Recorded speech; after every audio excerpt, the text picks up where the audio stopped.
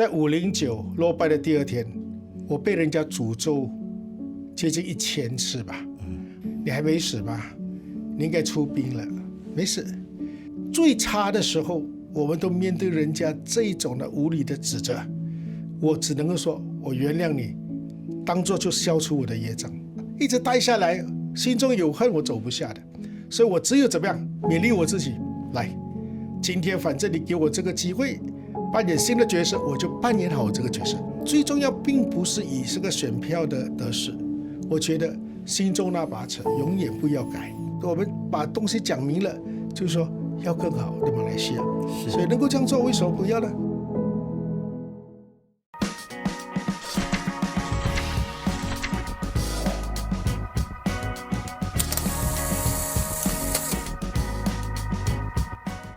嗨，你好，我是能杰。这个时候你在收看以及收听的是由 BFM 财经所制作的财经拷问。那么今天呢，来到我们拷问现场的是马华总会长Dato Sri 魏家祥。那么其实呢，在第15届的大选结束之后呢，马华在目前的政局当中，很像他是站在一个比较微妙的一个位置上面啊。一方面要顾及国政内部的团结，又要跟这个政治宿敌呢，也就是民主行动党来合作，是否会让马华重新的去思考说，究竟在这样子一个错综复杂的政治局面当中，要如何来定位自己？那可能大家也会感到蛮好奇的，就是说马华目前的政治立场是什么？在民间许多不满团结政府的声浪当中，其实马华又会去如何的来表态以及回应呢？在现在的政局的混乱的一个情况当中呢，其实马华要如何确保团结政府持续的执政的同时，又能够站在反对党的角度去监督团结政府，我相信这是一个非常困难的工作啊。那作为一个老牌的政党，马华要如何在乱世之中脱颖而出？那么今天我们邀请到马华的总会长魏家祥来到节目当中，欢迎你，先跟我们的观众朋友打个招呼。所有 BFM 的这个财经节目的观众们，大家好。就像我们刚刚开场的时候讲到啊，就是其实现在你觉得马华的在整个政局当中的一个定位，你们是略显感到一点点尴尬呢，还是你们觉得说，其实现在你们在一个还不错的位置，既可以跟政府来合作，也可以来监督政府？不晓得会长你的看法是什么？不管你怎么说，我们都经历不同的这一个时代了。我们一开始2004年，我第一次呢成为后座议员。然后在这个2008年，我做了5年又2个月的副教育部长、副部长，然后又步入隔1年，再进去成为部长，当时是首相署部长，掌管新村。然后到2018呢，就下野，成为这个反对党、在野党。然后2020年又回到政府。然后2022年的大选结束后，第15届大选结束后，正好因为呢，根据我们国家的宪法，你必须要有112席才能够呢有绝对的优势组织政府。但是因为那个情况，没有人拥有112席，他必须有一个方案，总没有每一次我们选出的成绩这样的时候，又来一场这个补选，不可能的，就必须要有政府。所以在需要政府成立情况底下，那个时候那5天，大家也在首相人选出炉之后。元首也谕令要有一个团结政府，那我们就支持以安华为首的这个政府来领导这个国家。所以那个定位当然一开始我觉得每个人都在适应当中，没有想过的几个政党能够坐在一起，这个迫于无奈也好，又或者是当时整个形势所逼也好，你没有太多的选择，然后大家都在国政，好像你讲的国政本来就是一体，马华、武统、国大党都在一个旗帜之下，那大家都是用这个国政的旗帜来竞选的。那这种情况底下，那么整个国政当时大家也尊重这个元首的谕令，我们支持了安华首相。可是呢，有一点不一样，我们的国政进去当官的并不是其他成员党，也只有武统。严格来说，今天政府是包含了武统，那么他也当然是国政的这个组成部分。但是这个情况呢，我们的地位就显得比较尴尬，要做一些调整。怎么调整呢？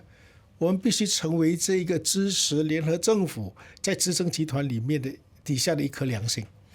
只要对的，我们给予支持，我们给予肯定。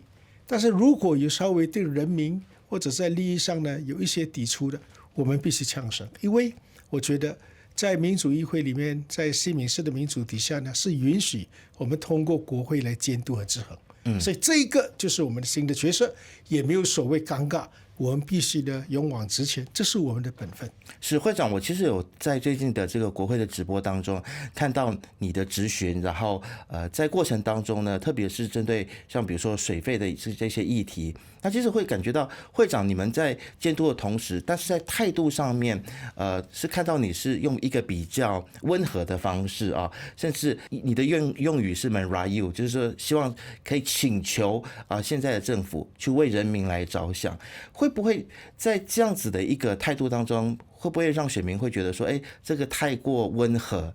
反观，如果我今天是在野党，我的方式一定不是我今天在国会的这种说法了。我一定会从不同的角度，而且把整个呢那个视角，我的焦点将会放在呢对人民有直接影响的，我会更加的强调那一点。那我现在我的身份就是团结政府的议员，那当然不要挖苦政府，但是有一些的问题总得要面对，怎么样去解决？所以我们需要呢很务实的提出那个问题。只要我达到目的，我谈了这个问题，这是的确存在的，而需要政府去关注的，我已经达到了为什么我要提出这个问题的目的了。所以我希望的是一个方案。比如说，我当时一开始很多人就说，哎，这个中医的没有理由的。假如我是反对党，我会怎么说？不要把马来西亚人民当作连禽兽都不如。确实对哦。你从一个角度今天的医病人、医小狗小猫是豁免 SSD 的，但是如果一个纯粹从反对党的人士他看这个问题的时候，他说你们今天既然承认了中医，但是你又不给他一个地位，你又歧视他们，这岂不是呢？他们连这些小狗小猫都不如吗？如果从这个角度切入呢，它是很 catchy 的，它可以很吸引人的。不过我们知道我们的责任是什么？我把问题带出来，要政府回去看看你们为什么立法，为什么承认中医，为什么今天部门里面还有中医部？既然你已经承认了他们，而你总该合理来对待双方，一视同仁。我们的角度又不一样了，所以那个语调方面、语境方面呢，目的同样的是要求取消，不过我们的那个方式的呈现方式呢，是有点不一样的。了解，会长，我能够去体会到以及了解到说，在不同的处境当中，我们会使用不同的方式跟语境啊。那其实在，过去的1年当中，其实我们也做了专题，就是包括了像是安华执政1周年的专题。那个时候其实就很想要找会长来做出评价。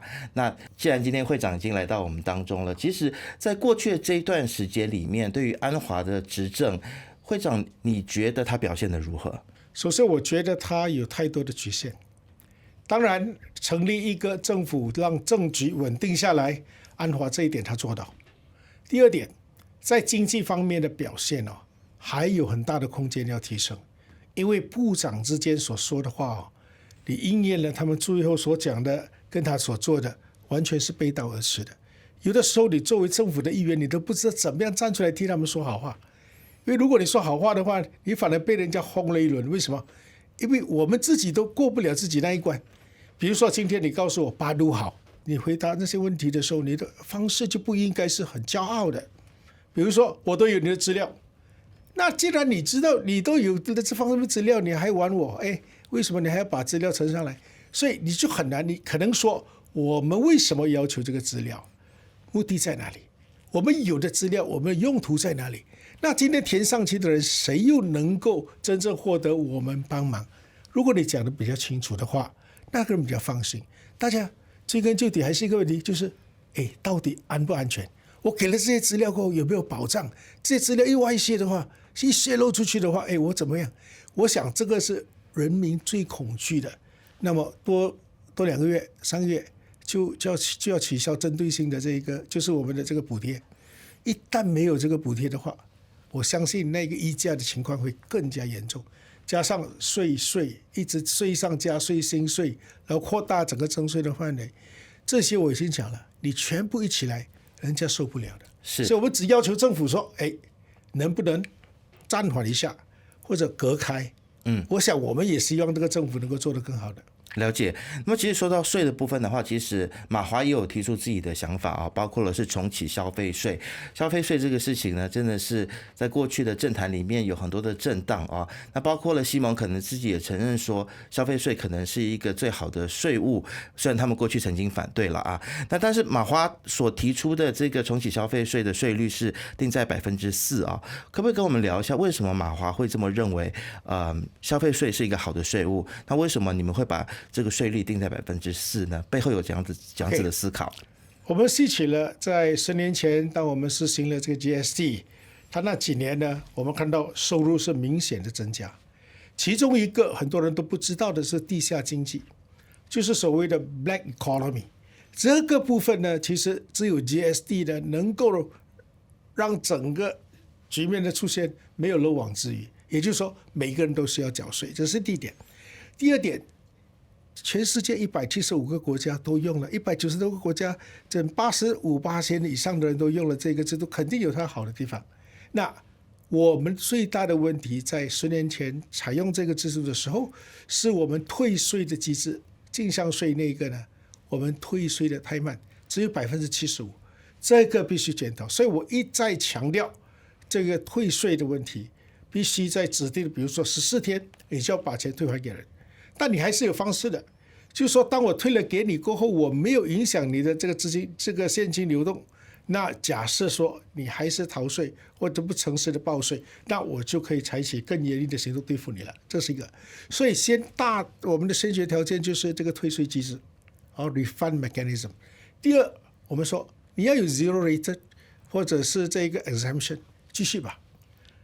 然后这两个都要 zero rate exempted rate， 还有第4个就是什么？我们从哪里开始？什么数目开始？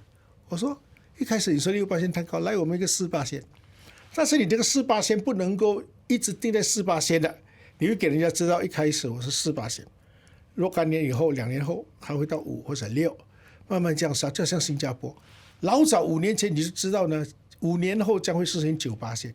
那你的准备功夫你会做得非常好 ，OK？ 所以刚才我讲的那几点，包括这个退税，包括这一个我们的这一个更加有效率，还有一个更重要的是，政府继续发放现金援助给那些低收入家庭。如果你有这5大条件都完完全全的做到的话呢，我觉得推行重启这个 GST 是绝对没有问题的。而且我认为。过去当然有人在唱歌啦 ，ABCD GSD 啦，唱得呱里呱叫，但是呢，我们应该选择原谅这些人。当时他们确实有一个政治目的，要打垮政府啊。但是他们进去之后，却发现其实 GSD 不管从哪个角度看，它都是比 SSD 来的好。所以我今天带来了一本书，就是呢，我们这个整个财政预算案当时推出来的时候呢。就有一个 Tinjauan Fiscal， 就是以我们的这个预测未来的前景，跟我们的国家收入，这里面第16面、17面没有一个字呢，不是说 GST 不好了，就是没有都说 GST 肯定比 SSD 好。那既然是这样的话，这是你的自己的报告，那你为什么不采用呢？这个就是一个吊诡的。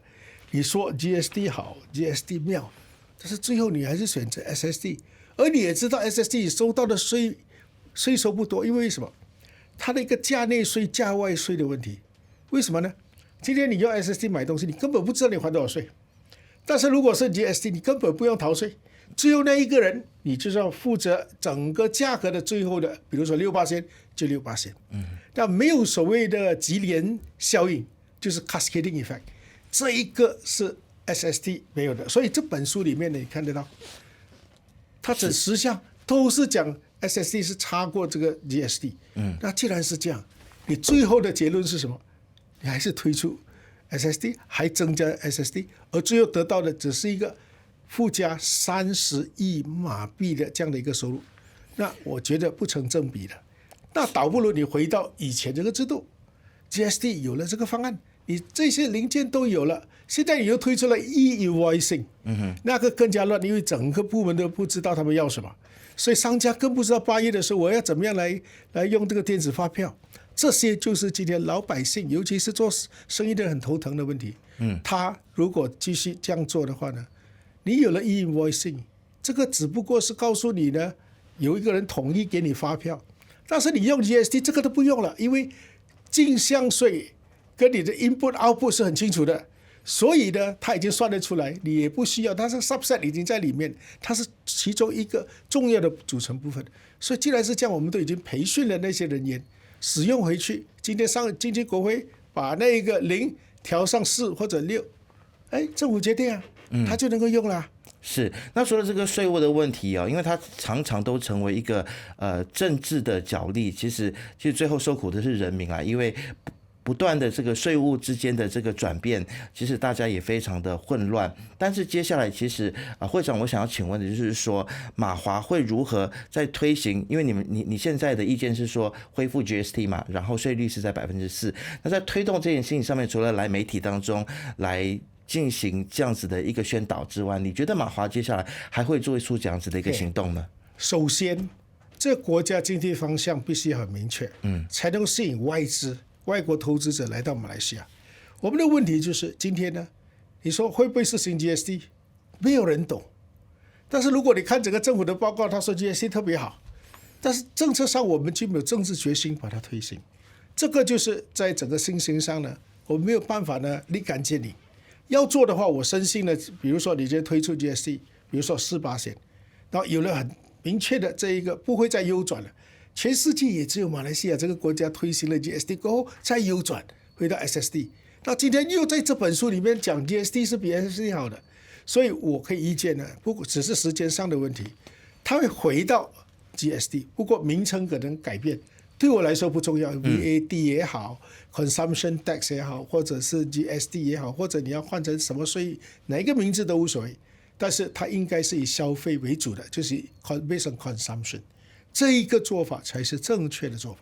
了解，其实会长，你觉得现在百物上涨，还有令吉贬值的这个问题我们当然有请教蛮多的这一个财经的专家。虽然现在团结政府一直在主打的就是说，其实令吉的贬值不一定代表我们的经济不好，但是其实这个说法是被一些财经专家所打脸的。他们认为说，当然令吉一定是跟我们的经济状况是相挂钩有关联的那对于现在团结政府这样子的一个论述，说其实大家不要担心令吉的问题，你觉得真的不用担心吗？我的劝告就是我们不要自我阿 Q。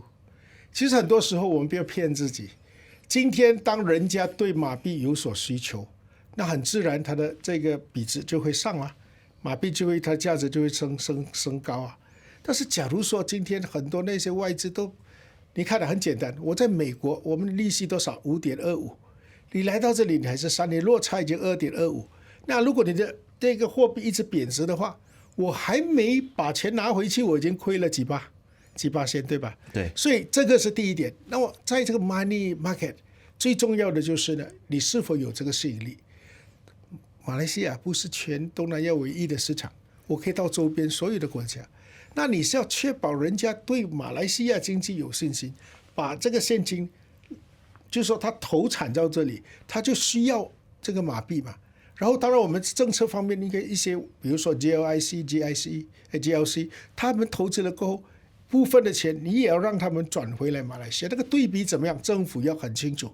然后如果你说这些人完全把钱呢转去马币的话，如果你看它兑换率节节上升的时候呢，他要偿还那个利息的话，尤其是用这个美金来计较，他又双重损失了。所以这一些都是我说信心的问题。整个外币呢，尤其是我们的这个货币的这个贬值的问题呢，政府应该正视。我不觉得光只是用我们的口来提出我们的辩解，我不觉得你可以让人家有信心。那么就是会长，你刚才有提到说原谅民主行动党那我觉得其实两个党在过去之间是在一个竞争的一个情况底下，那但是现在呢又是同样都是在这个团结政府里头那其实会长可不可以跟我们说一下，其实现在跟民主行动党你们之间的关系如何？你们有一个群组吗？有互相沟通吗？行动党领袖的电话我们是有的。那么有的时候他也会通知你一下，但有些都是他可能忽略了，他也没有通知你的，这是存在的。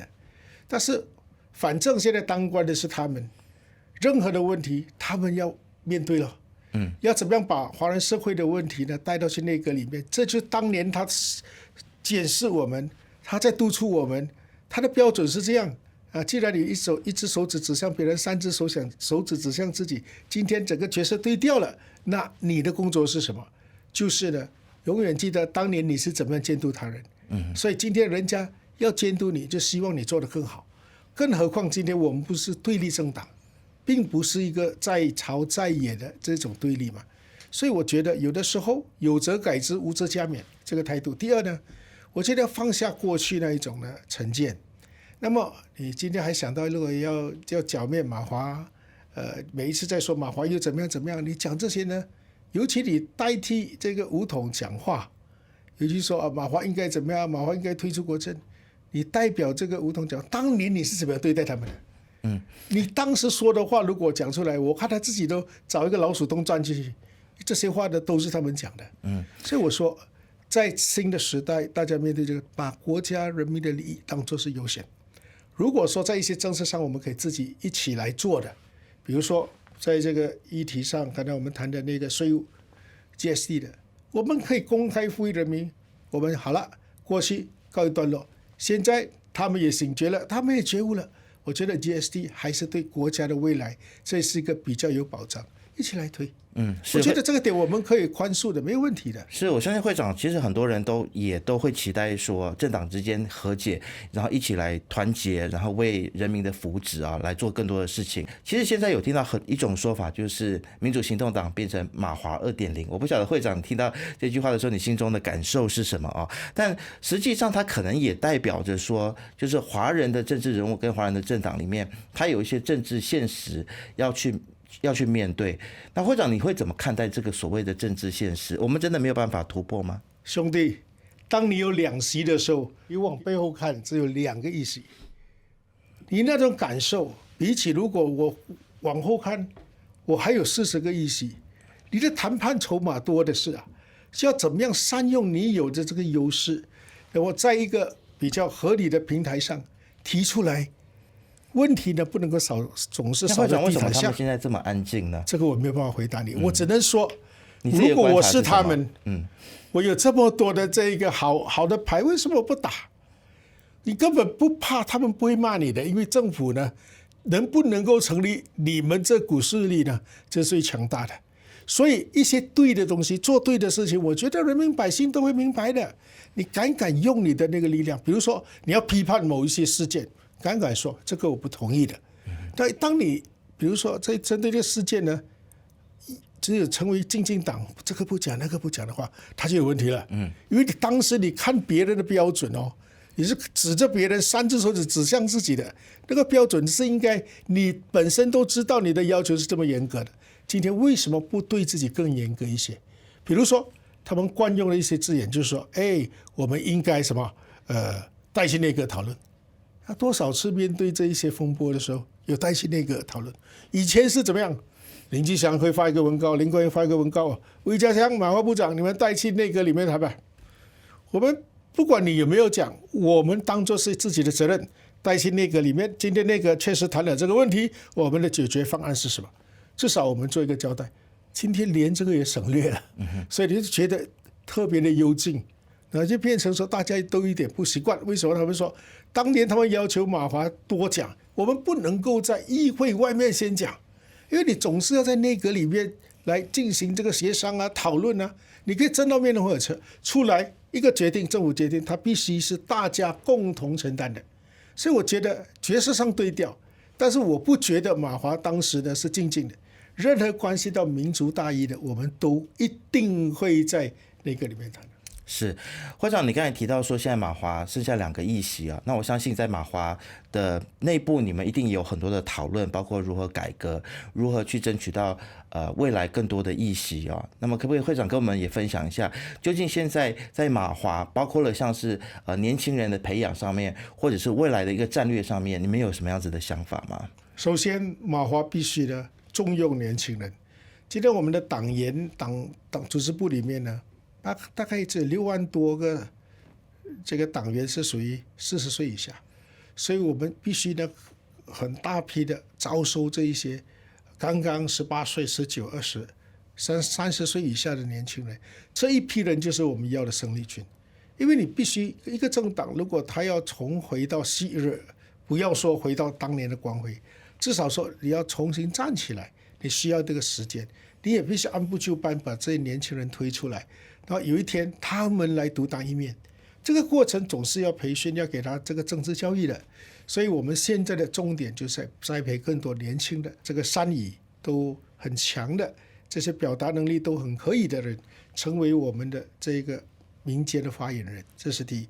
第二呢，针对一些不公不义的事情，一些立法的实践，一些政策的话，我们应该呢很直接的点出来它的弊端在哪里，我们的建议是什么。因为我们曾经有这个执政的经验，我们可以提出来，到底有3个建议你可以参考的。所以我觉得在这一方面，我们可以用现有的这个强点来让我们的这些人呢，尤其是这个民众感觉到马华确实做了一些改变。你看3月9号的 NSD， 以前 NSD 都是官方的报纸吧，他突然间说他感觉到马华现在开始说了话，而且他问了几个学者，他说这是对的方向。那对我们来说这是一个很鼓舞的，值得我们感到高兴的，但是还不够，还做得更加全面，更加的针对不同的这个领域，教育啊、经济啊这几个课题提出来，我们擅长的是什么？我觉得这个是我们应该从这个方面来更一步的更深化我们这方面的这个耕耘。是会长，其实很多人在提到马华的时候呢，当然会提到马华过去对于华社的贡献，但其实马华给人的印象也是一个比较轻商的一个政党啊。那轻商有好处，但也会让人家觉得说是不是跟商业利益有太多的挂钩。那么轻商跟亲民之间，其实如何要去更多的去亲民，然后回应民众的一些的诉求，其实在马华接下来的一个步骤还有步伐的调整上面，你觉得要如何做到更加的亲民？那我首先必须从这个1949年马华成立的时候，他是由这些商会的代表推举，需要有人，就是当时陈哲瑞是副会长，其中一个副会长的身份，他就以这个政治这一个领域呢，就由他来领导，其实就是商会领导呢推举他出来，在政治上扮演这角色，跟英国人谈判。所以当时马华成立的时候，确实是很多那些头家在里面。但是今天经历了70多年、75年嘛，建党75年了。你看，一个朝代，从当年的第一批、第二批、第三批，它变成是一个深入民间。我们曾经很光辉过，但是你看回来，马华50年前所强调的工作，今天依然还是做。我们说拉曼理工大学，今天我们已经栽培了30几万的毕业生，然后你再说拉曼8万4优大了。有8万4的毕业生，38万4千名毕业生，以我们的总人口多少？所以我们过去到今天都坚持对华人教育的一种承担，这是第一，我们都尽心尽力在做。但是你要怎么样在新时代让人家感觉到？就像最近我看到一个州议员，行动党的州议员，他说感到自豪，陪同我的女儿去这个领取他大学毕业了。很多那些民众就问他，到底他是哪一间大学毕业？那边就写着优大，这是很讽刺的，因为当年大家都说优大怎么样嘛，马华嘛，但是受益人也就包括你行动党的孩子啊。我们从来有教无类，不看你爸爸你本身的政治表态是什么，没有关系的。但我们知道这是个华人子弟在高等教育，他们必须要获得更加公平的对待，而我们本身自己做起，所以我们有了这一些强项，包括我们在这个教育方面，我们其实教育做了很多的。我们说技职教育我们也在做，我们学前教育也在做，华小我们新建了这么多，我们这几十年来对华文教育的坚持，李光耀先生在他的回忆录也讲了，如果不是马华工会，当年的这个政府就已经把我们的这一个课程纲要媒介语呢，学校的媒介改为马来文，这个我们不觉得，对我们来说是责任开始。当时这一批老板就给人看成是因为这是头家政党嘛，可是你看到过后，在60年代、70年代，劳动这个阶层的全部都给予我们支持。然后在70年代、80年代，我们很多的运动都是靠小贩来筹款、大学等等等，这是波澜壮阔的具体行动来支持我们这一个学校。所以我敢说，今天呢都没有头家，这些百万富翁、千万富翁、亿万富豪不会在马华里面当官了。为什么？他们也觉得他生活很好了，他也不需要靠谁了。而这一点呢，跟过去当时成立马华的那个历史渊源、那个背景是有很大的不同了。所以我敢这么说，这一年代的很多是，你看医生，我本身工程师，我们说我们经商嘛，我们也是这个技术人员嘛，就是我们说的这个technocrat。那我们有不同这个背景的人，一些贫穷人的孩子，他今天也当了这个被选上了，成为我们的这个领导。所以我不觉得现在的马华是强调只有照顾商家，没有。很多时候发生事情都是，比如说华人商家被欺负，你们就把这些马华又来照顾华人商家，这个是公平正义的问题。当比如说有时候杯葛某个商店，你听到这种话你听不下了吧？这种话以前的第一时间行动党一定站出来讲。特别最近 KKMart 又被现在又出现了这样的一个问题，我们觉得首先在马来西亚这个多元社会里面，如果你不懂得怎么样处理有族同胞，你一定会让他们呢反扑过来，就是说他们会用更激烈的行动。首先你告诉他，是我们同意那个袜子的问题是不对的。第二，我们认为这个人道歉是有必要的，他都道歉了。第三，我们认为你要求被革，这个是不合理的。因为毕竟人家都已经承认了，得饶人处且饶人嘛，这是一种美德啊。所以我从我这个价值观来看呢，我不认同你下一句话了。如果他出现的情况，他道歉他又在卖，那你要怎么做？我们可以理解。我并不是保护华人商家，就算马来人、印度人商家也好，做的不对的，我们一样呛声。但是当这个事情发生在华人商家的时候，我们正好是华人，我们就出来讲话。还有另外一个更好的例子，中医，刚才讲了，中医工会，马来西亚我说截至这个上个月，只有6888个是传统这个辅助医药的人员，就是 TCM， 当然也包含中医，中医本身占了4000多，2/3。当时当中医面对问题的时候，当他们要追税从2018年算起，3月1号还要起到8%的时候，我作为马华总会长，我能够不讲话吗？这是华人的行业，我觉得我有这个责任把这个问题说清楚。我只要求政府公平对待，既然西医不用，这个也不应该。更何况你已经有了新的法令ACTA，这个时候已经全面施行了，所以没有问题。我觉得就因为刚好发生这个中医也有商业的成分，就是这样而已。是，那会长可能在今天的节目最后呢，也想要就是也请您来聊一下你自己个人的规划啦。对，就是作为马华的总会长，其实我看到你一直都是走在这个前线。未来接下来有什么样子的个人生涯上面的不一样的想法吗？还是你会坚持的继续在这个总会长的位置上面带领马华？其实马华是这么多政党里面呢，我们是有的限制我们的任期的，所以我们继续会保留这一个本来有的制度。但是作为一个领导人，我今天看的不是是后魏家祥时代了，我要栽培更多呢。就是说我当年年轻的时候，人家给我机会，人家给我的机会呢，能够呢，就是说呈现出来我们本身的才华。那这个时候我们就找出那些有才华的人，让他们能够用接棒的方式，一个一个呢，就是一代又一代的传承下去。因为呢，政治的斗争是长远的，他不能靠你2年的努力、3年的努力，他不能够是一个人，他要是整个组织上下都感觉到动起来，我们才会有机会的。所以我想重点栽培我们的年轻人，我们可能说第2代、第3代，这些都要把他们推上来。所以我说提拔，提了不是拔掉，你要把他招收了进来，你要把他提上去，还要确保呢他们能够在这个政治上呢生存，这个是我们现在的最大的这个责任。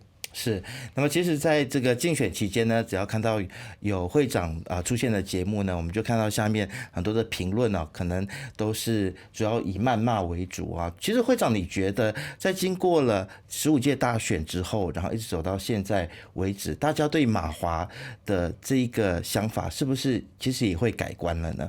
其实会不会也产生了一些比较微妙的转变了？我可以这么说，在509落败的第2天，我被人家诅咒接近1000次吧。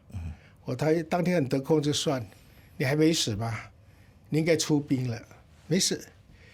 最差的时候，我们都面对人家这种的无理的指责，我只能够说，我原谅你，当做就消除我的业障。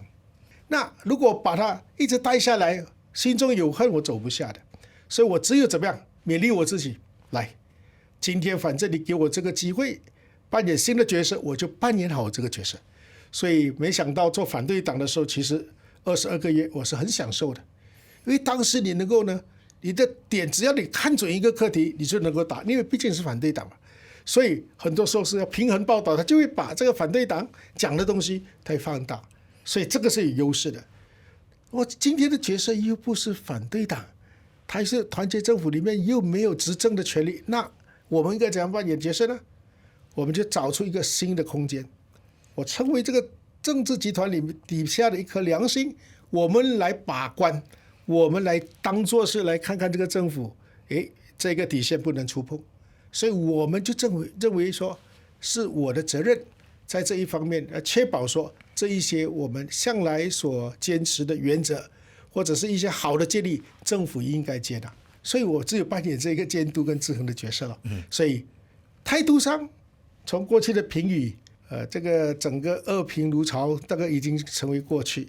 现在也看得到，当年骂我们的人也有一些说回心转意了。这一次我同意你的看法，没关系。那么最重要并不是以这个选票的得失，我觉得心中那把尺永远不要改。你对自己对别人，大家都是一样。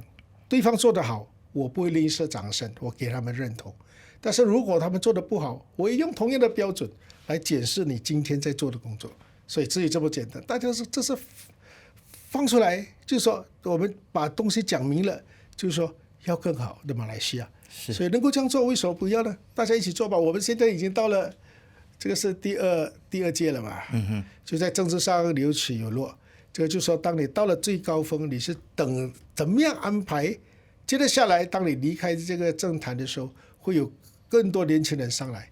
我想这个就是我们的成功指标了。是创造更好的马来西亚，那马华要成为这个社会以及国家的一个良心啊。那我们也期待马华呢能够在接下来的日子当中持续的为我们来监督政府。今天非常感谢马华总会长Dato Sri魏家祥来到财经拷问，谢谢你。谢谢。正在 YouTube 收看的观众朋友呢，记得一定要按赞、订阅以及开启小铃铛，就可以看到我们所有最新的影片。我们下次见。